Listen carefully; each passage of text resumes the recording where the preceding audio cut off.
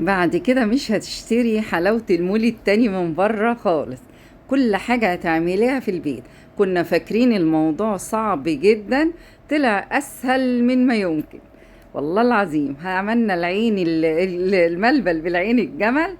حاجة كده سريعة وسهلة وما بتاخدش منك أي وقت. وعملنا الفولية أو السودانية، وعملنا الحمصية قبل كده، والسمسمية. يعني كل حاجة تعمليها في بيتك يا ست الكل.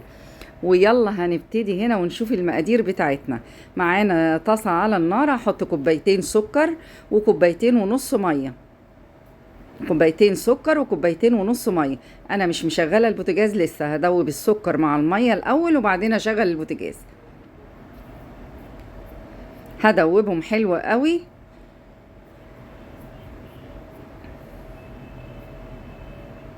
وهحط معلقة ربع معلقة ملح ليمون، ما تكتريش، ربع معلقة. وذرة ملح ومعلقتين عسل كلوكوز. بدل عسل الكلوكوز حطي عسل نحل لو انتي مش عايزة عسل كلوكوز. وهندوبهم. وهنا بقى شغلت البوتاجاز وهفضل ايديا فيهم كده وهدوبهم حلو على بال ما يدوني غلوة حلوة كده. هروح عاملة النشا، كوباية نشا وكوباية مية، وهدوبهم حلو وهركنهم على جنب. كوباية نشا وكوباية مية. وهنا برضه هعمل معلقتين جيلاتين وحبة مية ادوبهم فيه، يعني ربع كوباية مية هدوبهم فيهم واركنهم على جنب. مية عادية خالص من الحنفية. معلقتين جيلاتين حلال من عند العطار، وربع كوباية مية دوبيهم فيه. مية ساقعة عادية من الحنفية. هنا بقى غلي معايا اهو، اداني غلوتين. هحط معلقة زبدة وهحط النشا على طول وايديا فيه. النشا اللي دوبناه هروح على طول ايديا فيه. هنا في نفس اللحظة انا هوطي النار سنة، هخليها وسط، مش هخلي النار عالية عندي. وايديا مش هتسيب المضرب خالص من ايديا. هفضل اقلب فيه. انا هنا ما فصلتش الكاميرا عشان تشوفوا القوام بيبقى عامل ازاي. بصوا ابتدى يتقل في ايديا ازاي، وانا مخليه النار وسط. حتة الزبدة دي بتوديلك الملبل في حتة تانية خالص. بصوا المنظر اهو، تقل في بايديا كده وبقى بصوا اكني ملبل في ايديك.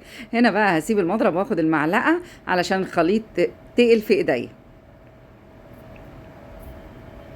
هفضل اقلب فيه.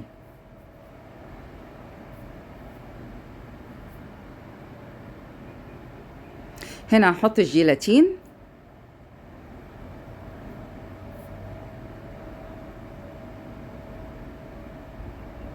وبرضو ايديا فيه، ما بسيبش المعلقة من ايديا. هحط بقى هنا ماء زهر او حطي موارد، حطي فانيليا براحتك حسب ما انت تحبيه. بس احنا بنحب الملبن بالعين الجمل بماء الزهر، او اللي هو اللي اسمه بتسموه موارد او ماء الزهر. هنا كوباية سكر هحطها على 4 مراحل. كوباية سكر احط حبة حبة لغاية ما السكر يدوب، احط الحبة التانيين واقلب لغاية ما احس ان السكر خلاص اختفى. اروح حاطة تاني.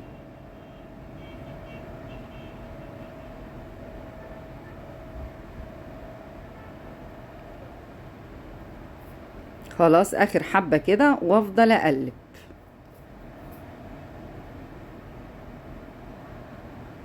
وهنا يا ست الكل هتقلبي، مثلا تروحي تعملي حاجة ثواني كده جنب البوتاجاز وتفضلي تقلبي لمدة ربع ساعة. لازم ربع ساعة وانت مهدية البوتاجاز. خلاص طفيت كده. انا مجهزة هنا العين الجمل، عاملاه بخيط وابرة عادي، ابرة جديدة مش مستعملة يعني. حطيت في خيط عادي بتاع البيت وحطيت كده. العين الجمل بيدخل بكل سهولة في الابرة.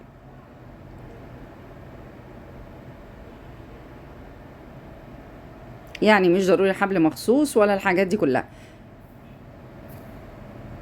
حطيت هنا حبة نشا كده وسبتهم في الطبق. وهمسك بقى الخيط بتاع العين الجمل او الحبل بتاع العين الجمل، وهعمل كده زي ما انت شايفة، بأسهل طريقة ما فيهاش اي مشكلة خالص. خلاص كده، واحطه على النشا. في ناس بتحط نشا على سكر، بس انا ما بفضلش كده. انا بحط نشا بس، حتى لما بحتفظ بيه بالعلبة بحط نشا بس، ما بحطش سكر.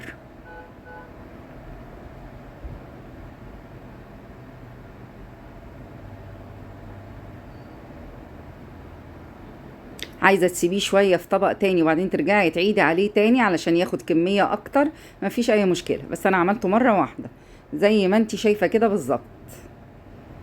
هحط عليه النشا كده وهسيبه.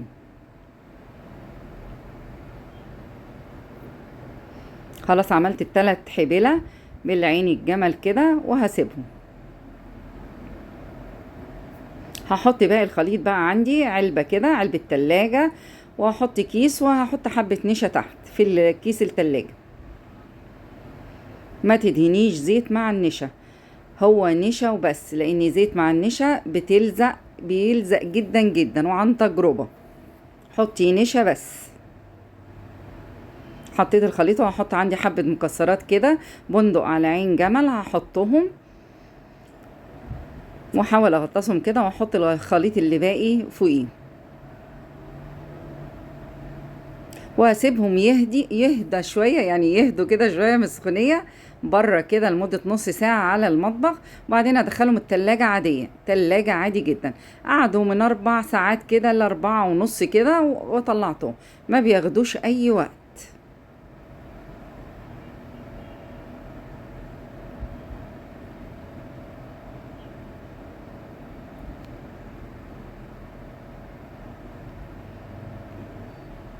خلاص كده بسم الله ما شاء الله، بعد 4 ساعات ونص في التلاجة بصوا تماسك، هو تماسك اصلا من ساعتها لان المقادير مظبوطة جدا.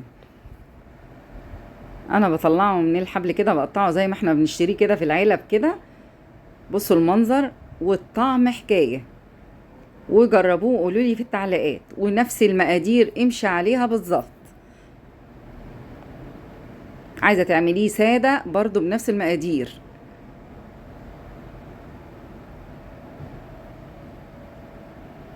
ورصي بقى كده في طبق التقديم كده، وبصي وحطيه لاي حد جايلك، عمره ما هيتخيل ان انتي عاملاه في البيت ابدا.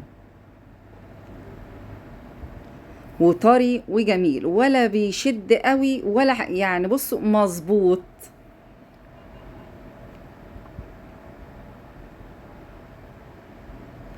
خلاص كده، هنا بقى علبة التلاجة اللي احنا عاملينها هنفرخها كده بكل سهولة، بيطلع معاكي عشان مفيش مادة دهنية في الكيس.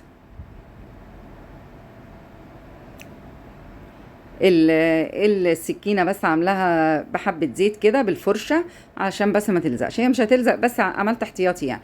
بصوا الخرطة طالعة بخرطتها، والتقطيع سهل وجميل جدا جدا. ولو وصلت لغاية كده بقى يعني لايك وشير وتفعلوا زر الجرس عشان يوصل لكم كل جديد، لاني انا تعبت من المشاهدات، مفيش مشاهدات ومفيش لايكات كتير ومفيش تفاعل خالص مع الصفحة، لان انا بفكر الصراحة ان انا اسيب الليلة كلها يعني اسيب القناة كلها، لاني انا تعبت والله، مفيش مشاهدات ولا في اي حاجة، ولسه ما كملتش اصلا ال الشرط الاخير. فيعني بصوا حاجة كده تعب من الاخر يعني، الواحد بيتعب وما بيلاقيش على قد تعبه. بصوا المنظر هنا، بقول لكم حاجه كده ملبل، طعمه حكايه. انتوا فاكرين ان الفيديو بينزل 5 دقايق ولا 6 دقايق ولا 7 دقايق زي ما بينزل؟ حاجه كده سهله والله، انا بتعب في الفيديوهات جدا جدا، واللي بيصور عارف يعني ايه انا بقول انا بتعب في الفيديوهات، عارفين. بسم الله ما شاء الله، وكل سنة وانتم طيبين، ومولد نبي شريف علينا كلنا يا رب. وما تنسوش الصلاة على النبي طول ما انتم قاعدين، صلوا على النبي وصلوا على النبي في الكومنتات، عليها أفضل الصلاة والسلام. والسلام عليكم ورحمة الله وبركاته.